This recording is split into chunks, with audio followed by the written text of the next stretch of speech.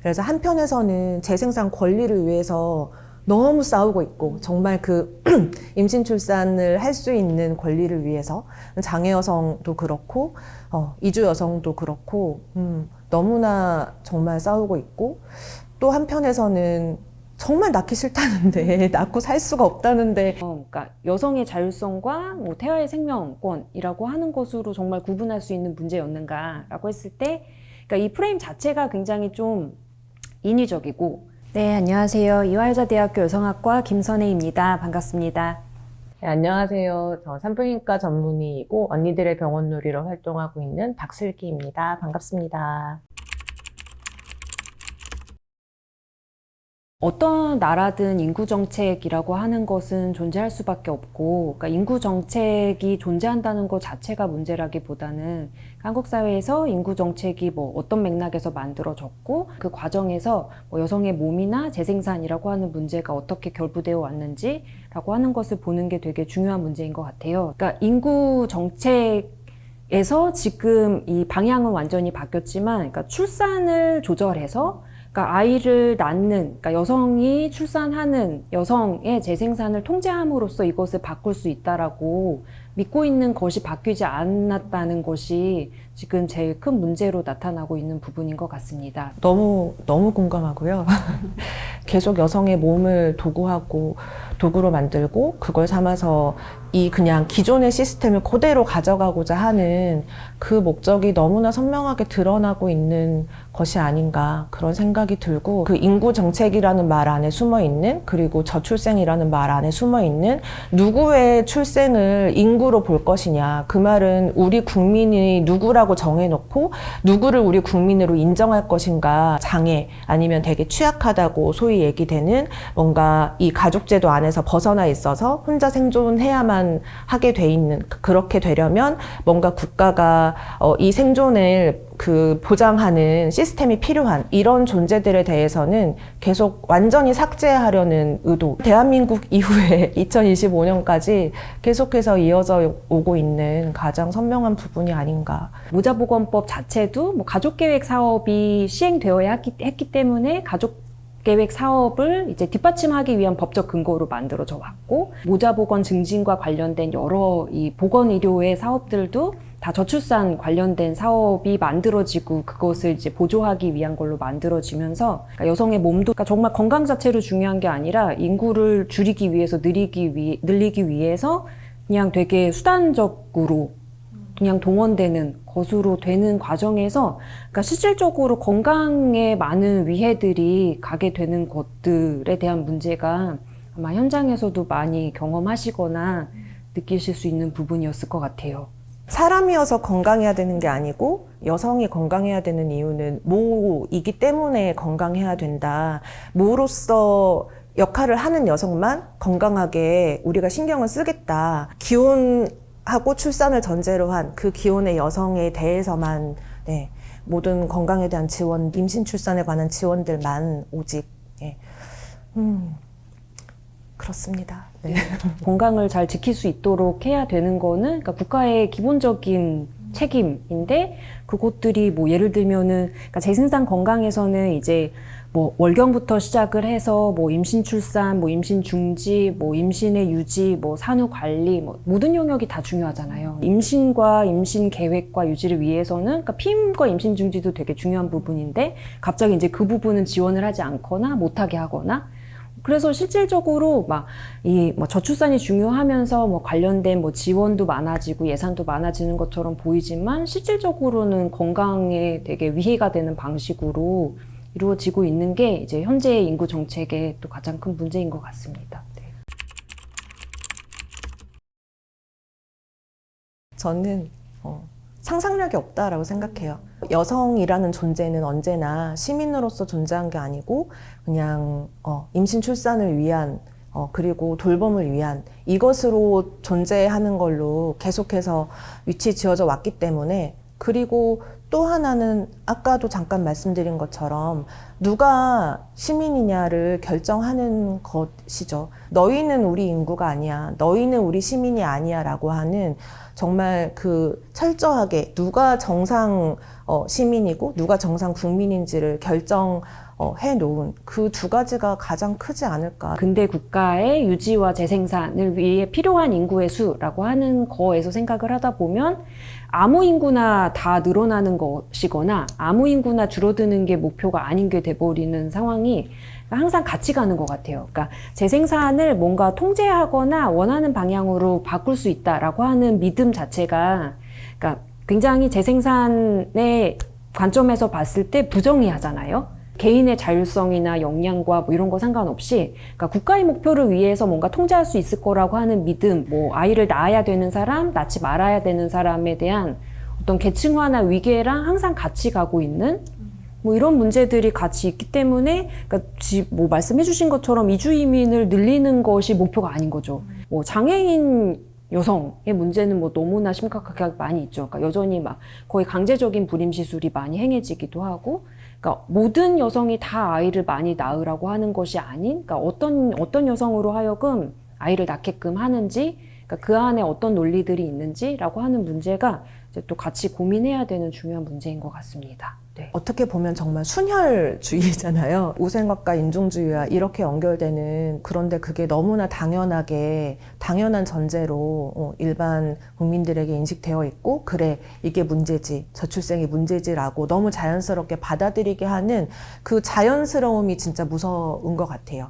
그래서 한편에서는 재생산 권리를 위해서 너무 싸우고 있고, 정말 그 임신 출산을 할 수 있는 권리를 위해서 장애 여성도 그렇고 이주 여성도 그렇고 너무나 정말 싸우고 있고, 또 한편에서는 정말 낳기 싫다는데 낳고 살 수가 없다는데 낳아라 이렇게 강요를 하고 있고, 이게 지금 같은 공간, 시간 안에서 일어나고 있는데 이상해하지 않고 있다라고 하는 게 정말 이상한 부분인 것 같고, 우리 국가가 위기야 라고 하는, 그런데 그러면 그 국가가 무엇인지에 대해서 사실 우리가 생각해 본 적도, 내가 딱히 합의한 적도 없다라는 거죠. 국민으로서 인정받은 이 존재들을 위한 국가를 지키기 위해서 다시 그 존재들, 인정받지 못한 존재들이 계속해서 도구화되고 밖으로 밀려나고, 이 국가를 지키기 위한 도구로 여성들, 그 국가 안에서 인정받지 못했던 여성들의 몸이 도구화되고,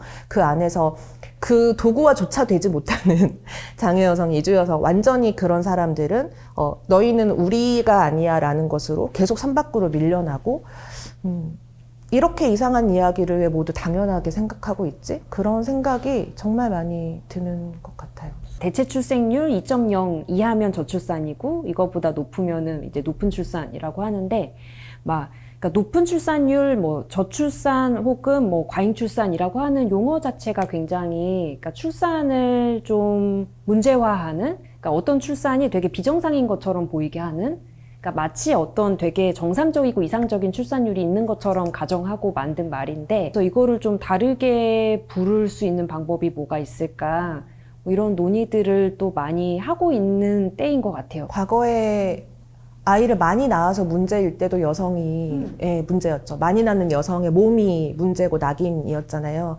되게 무식하게 막 이런 생긴 대로 나타니 막 이런, 그러니까 그런 낙인들, 어떤 정말 이 사람의 탓이 되는, 너무 그게 또 자연스러운 그런 어떤, 그렇게 만들게 하는 힘? 이렇게까지 출생률이 낮아서 문제가 아니라 출산을 너무 하고 싶은데 못하는 사람들이 있다라고 하는 건 정말 큰 문제고, 안 하고 싶은데 해야 되는 강요를 받는다는 것도 큰 문제고, 누군가에게 그 선택이 동등하지 않다는 것도 너무 큰 문제인데, 그거를 출생률이 낮아서 문제다라고 퉁쳐버려서 다른 문제들이 다 이렇게 블랙홀처럼 빨려 들어가는 그런 문제들, 너무나 다 같이 이야기해봐야 된다라는 생각이 들고,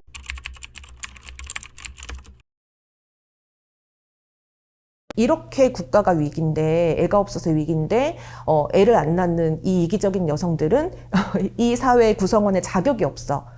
그리고 너희가 아이를 낳을 자격이 없는데, 그 자격이라는 거는 너 혼자 이 세계에서 혼자 생존해서 이 사회에 어떠한 도움 없이 사회에 대한 돌봄 의존 없이 너 혼자서 낳아서 키울 만큼의 그런 자원이 없는데도 네가 감히 애를 낳고 싶어? 넌 그럴 자격이 없어 라고 하는 것이 결국은 정상 비정상 논리 안에 어떤 사람의 인생에 대한 자격을 묻는 건 거잖아요. 인구 정책은 쭉 변화해 왔고 뭐 이 가족 계획 사업이 굉장히 공격적으로 이루어지던 시기에 막 결국은 이제 둘도 아니고 하나만 낳자까지 갔지만 또 그때 그렇다고 해서 막 무자녀를 장려한 건 아니었잖아요. 그러니까 기혼 여성은 아이를 낳아야 된다라고 하는 관념은 그때도 있었고 여전히 바뀌지 않는 상태에서 그러니까 출산하지 않으려고 하는 여성에 대한 도덕적인 비난이 너무 쉽게 이루어질 수 있는 게 여전히 있는 것 같아요. 몇 년도가 되면 인구 절벽이어서 뭐 한국의 인구가 얼마가 소멸되고 막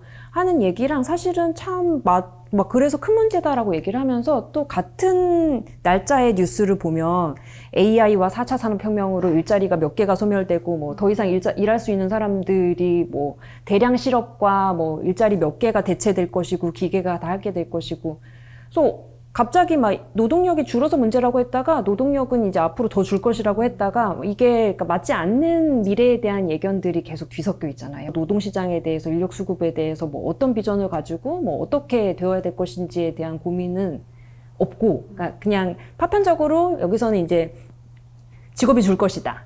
이제 기계가 대체할 것이다. 근데 우리나라 인구가 이제 망한다. 없어질 것이다. 근데 여전히 이 문화적인 관념으로 아이를 낳는 여성은 문제다.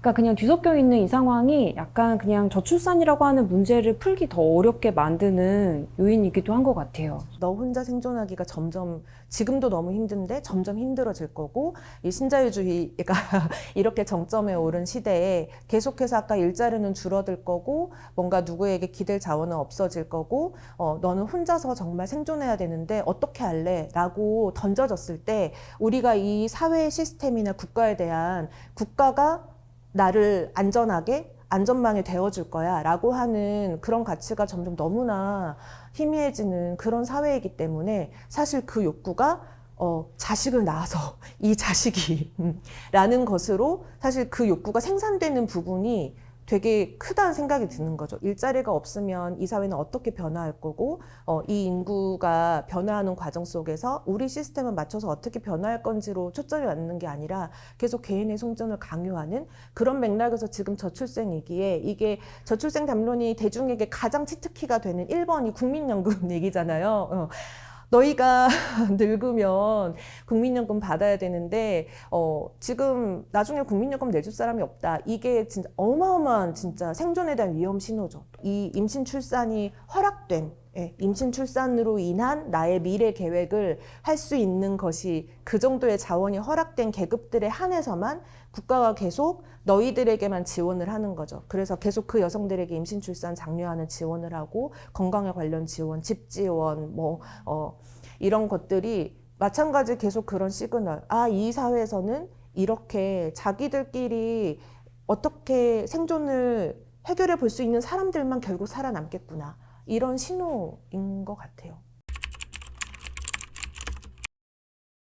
서구의 기독교 전통에서 만들어진 어떤 생명윤리의 논의 안에서의 두 개의 틀 혹은 뭐 미국의 정치적인 맥락에서의 논의이든 그러니까 서구에서 훨씬 더 오래 전부터 그렇게 얘기가 되어 왔었죠. 임신 중지에 대한 권리가 법제화되던 혹은 뭐 사회운동이 굉장히 활발히 이루어지던 그 시기에 같은 70년대에 그러니까 유색인종 여성이라던가 뭐 이 미국의 네이티브 아메리칸 여성이라던가 그러니까 강제 불임 시술의 역사도 같이 존재한다는 거죠. 그러니까 이게 정말 순수한 어떤 진공 상태의 논의인 것처럼 그러니까 여성의 자율성과 뭐 태아의 생명권이라고 하는 것으로 정말 구분할 수 있는 문제였는가라고 했을 때 그러니까 이 프레임 자체가 굉장히 좀 인위적이고 일단 생명이라고 하는 말 자체는 갖고 있는 어떤 권위가 있잖아요. 감히 이것을 도전할 수 없는 그러니까 그 도덕적인 우위를 생명권이라고 하는 단어로서 가져가서 되게 논의를 어렵게 만들게 되는데 그렇다고 막 생명을 경시하거나 생명이 필요 없거나 뭐 생명이 하찮기 때문에 임신 중지가 보장돼야 된다고 주장하는 것은 아니잖아요. 그러니까 임신 중지라고 하는 거 생애 주기상 많은 여성들이 일상적으로 의도했던 의도하지 않았던 여러 다양한 삶의 경로 속에서 그러니까 경험할 수 있는 일, 그러니까 누구에게나 일어날 수 있는 어떤 사건인데 그러니까 그것이 안전하고 합법적으로 이루어지지 않았을 때 발생하는 해악이 너무 크기 때문에 그것을 그러니까 법으로 막거나 아니면은 안전한 의료 서비스 제공하지 않았을 경우에 생기는 일이 많기 때문에 그것을 최대한 보장하는 것이 옳다라고 하는 주장이지 생명이 필요 없다라는 주장도 아니고. 근데 항상 생명권과 이 여성의 선택으로 얘기를 하면 갑자기 임신 중지를 필요로 하는 여성들은 다 생명에 반대하는 사람들이 돼버리고, 태아는 사실은 어떻게 태어나겠어요? 정말 여성이 임신 출산에 이 임신 기간에 다양한 종류의 정서적, 인지적, 신체적 노동을 했기 때문에 태어나잖아요. 그러니까 항상 여성과 태아가 굉장히 적대적인 관계에 있는 것처럼, 항상 싸우는 대립적인 관계인 것처럼 얘기를 하는데, 이렇게 많은 인간이 태어나서 살아가고 있는 건 어떤 여성이 그 일을 기꺼이 했기 때문인 건데, 그 자체가 굉장히 여성과 태아의 관계를 호도시키는 프레임이지 않나라는 생각을 합니다. 네. 미국에서 1970년대에 이제 그 흔히 로데웨이드 판결이라고 하는 이제 우리로 치면 그때 헌법재판소 판결 같은, 그렇게 해서 그때 나왔던 그 두 가지 대립된 주장이 여성의 자기결정권과 태아의 생명권. 예. 그래서 그 이후에 이 낙태죄라고 하는 것, 임신 중지에 대한 것이 딱 그 구도로 굳어진 것 같아요. 계속 이런, 정말 말씀처럼 너무 이거는 존엄한 가치라서 건드릴 수 없는 것처럼 도덕적인 우위가 너무 선명해진 거잖아요. 그런데 계속해서 우리가 질문하는 거는 누구의 생명이냐는 거죠. 뭐 태아가 언제부터 생명이냐 이런 거 말고, 뭐 배야 뭐 정자 난자부터 생명 이런 거 말고 누구의 생명권이냐라고 했을 때 정말 너무 절절하게 느껴지는 것은, 그러면 여성의 생명은 무엇인가라는 것이죠. 그러니까 우리가 항상 임신 중지 앞에 안전하고 합법적인 이라는 말을 붙이는 이유는, 안전하지 않고 합법적이지 않은 상황에서, 합법적이지 않으면 안전할 수 없으니까요. 그런 임신 중지의 상황이 여성을 직접적인 죽음으로 몰아간다는 거죠. 이를테면 치과 치료. 우리가 치과 아무도 목숨 걸고 가지 않는데 무섭지만 목숨은 안 걸잖아요. 치과 치료, 뭐 내시경, 대장 내시경 이런 시술보다 너무나 오히려 안전하다라는 통계가 나와 있는 그런 시술로 사람이 죽어간다는 거죠. 왜냐하면 시술은 똑같은데 단지 그게 불법이어서, 단지 안전하지 못하고 몰래 시술해야 돼서, 이게 정말 얼마나 끔찍한 일인데, 여기에서 누구의 생명인가, 감히 태아의 생명권을 얘기한다고? 그렇게 여성들을 죽음으로 내모은 사람들이 어떻게 그 입으로 생명을 이야기할 수 있지? 저는 정말 그 부분이, 그리고 여전히 지금도 계속해서 같은 방식으로 내몰려서 그 선밖에 내몰린 사람들이 분명히 있잖아요. 네, 마이 바디 마이 초이스의 구호가 갖는 어떤 의미와 한계라고 하는 것들이 같이 있을 수 있을 것 같아요. 나의 어떤 개인의 자율권도 중요한 부분이지만, 내 몸이기 때문에 내 마음대로 할 수 있다를 넘어서서 재생산 권리나 재생산 정의에 대한 논의가 확장되기 위해서는 안전하고 합법적인 의료적인 서비스가 당연히 제공되어야 되고, 또 아이를 낳아서 키우기 위해서는 또 그 건강하고 안전한 환경이라고 하는 것은 사회가 제공하고 공동체적으로 같이 노력해야 되는 부분이기 때문에, 이 재생산 권리를 만들어가는 과정에서 내 몸은 내 것이기 때문에 이제 아무도 건드려서는 안 된다라고 하는 것이 어떤 시작점이 될 수는 있겠지만, 그것으로서는 재생산 권리를 충분하게 확보하거나 보장할 수 없기 때문에 계속 이 재생산과 관련된 사회권의 내용이든 국가와 사회적인 책임에 대한 부분이든 이런 논의들이 좀 더 적극적으로 많이 이야기가 되고 있는 시점에 있는 것 같은 생각이 듭니다. 재생산 권리에서 재생산 정의로 계속해서 우리가 이야기를 이어나가는 그런 가장 중심이 있는 것이, 내 권리만 외칠 수 없는 사람들을 같이 이야기해야만 한다라는 고민인 것 같고, 권리라고 하는 게 사실 우리가 내 거야, 권리는 내 거, 내 소유화가 아니라, 권리라고 하는 거는 내 권리를 보장해야 되는 주체가 있는 거잖아요. 그럼 우리가 권리를 이야기할 때는 그 권리를 보장하라는 요구인 거고, 그 권리를 보장하는 것은 국가의 의무다 라고 하는 것이 우리가 권리를 사용할 때 이야기하는 거니까, 그렇다면 그것이 그냥 내 맘대로라는 권리가 아니고 이것을 내 맘대로 할 수 있게 누구라도, 마이뿐만이 아니라 당연히 국가가 보장해라 라고 하는 그런 것들을 품은 구호로 같이 이야기가 돼야 된다는 생각이에요. 최근 몇십 년 사이에 보조생식 기술이 훨씬 더 대중화되기도 하고 일상화되기도 했고, 한국의 맥락에서는 이 저출생과 관련된 정책적으로도 굉장히 확산되기도 했고, 혼인하지 않고 이제 소위 얘기하는 자발적인 비혼모가 되는 사례들이 알려지면서 또 관심이 많이 생기고 있는 부분인 것 같아요. 자발적 미혼모는 허용해야 되냐 말아야 되냐 이런 논의들이 있지만, 사실 그 전에도 미혼모는 많잖아요.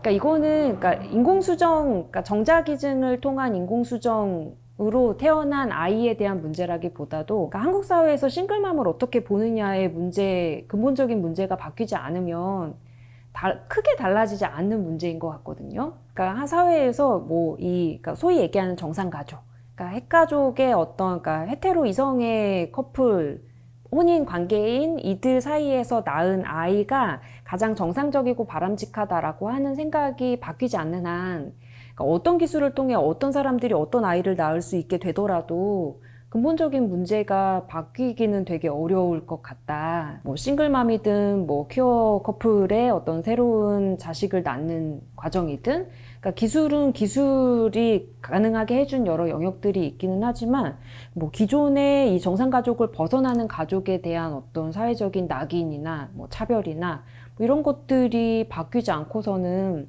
그러니까 여전히 이 재생산의 위계나 아니면 계층화라고 하는 부분이 바뀌지 않는 부분인 것 같아요.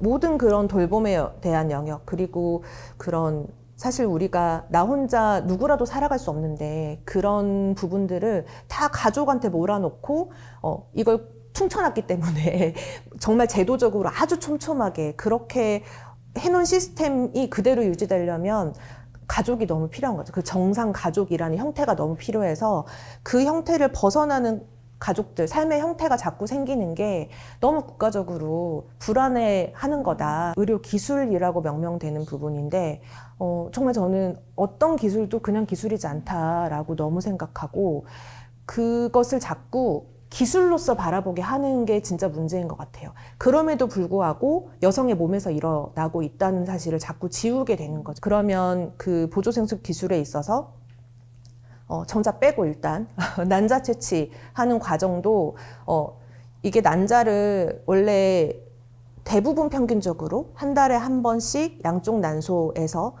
번갈아 가면서 배란이 된다라고 우리가 일반적으로 생물학적 상식으로 알고 있잖아요. 그런데 한 달에 한 개 난자가 배란이 될 때 그것을 채취하면 한 개를 채취할 수도 있고 한 개도 못할 수도 있겠죠. 그러면 이거를 과배란을 시킨단 말이에요. 이런 것들이 여성의 몸에 장기적으로 어떤 영향을 미칠 수 있는 것인지 사실은 검증되지 않았고, 많은 여성들이 이 과정에서 너무나 몸이 나빠졌다라고 이야기해요. 그 임신 출산은 여전히 너무 여성의 몸이 견디는 굉장히 엄청난, 모든 세포 수준에서 정말 엄청난 변화의 과정이라는 거예요. 그걸 여성이 감당하는 거예요.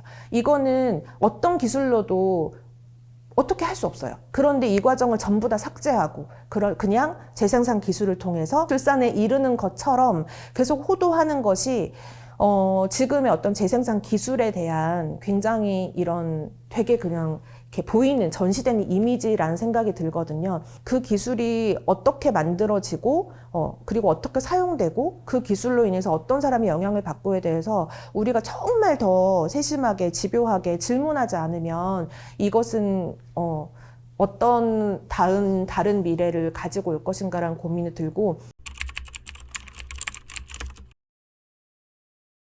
낙태죄가 폐지됐다라고 하는 것은 정말 그냥 형법상으로 불법으로 규정되어 왔던, 범죄화되었던 것이 사라졌다는 것이지, 이제 그렇다고 이 안전하고 합법적인 임신 중지를 보장하는 것이 되고 있지는 않은 상황이잖아요. 임신 중지가에 대한 어떤 사회적인 낙인이나 편견이나 부정적인 인식들이 사라지지는 않은 상태.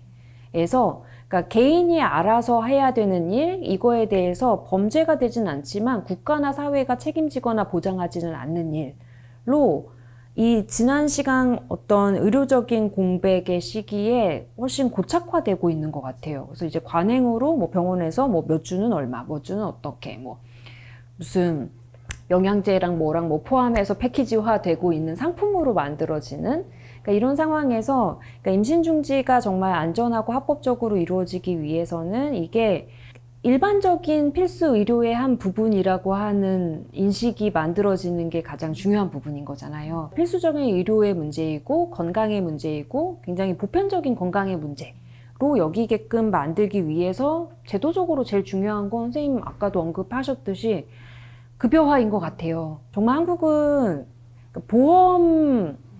의료보험에 커버가 되지 않으면 그거는 건강의 문제로 안 여기게 되는 것 같아요. 필수 의료이냐 아니냐가 이제 건강보험 급여에 포함되느냐 아니냐? 저 아까도 난임 말씀하셨지만 난임은 진짜 보험 안 되는 오랫동안 안 되던 영역인데 저출생 때문에 갑자기 보험 급여화 되기 시작한 거잖아요. 난임 시술은 급여화가 됐는데 임신 중지가 안 된다라는 것 자체도 굉장히 모순적이고 말이 안 되는 상황인 거죠.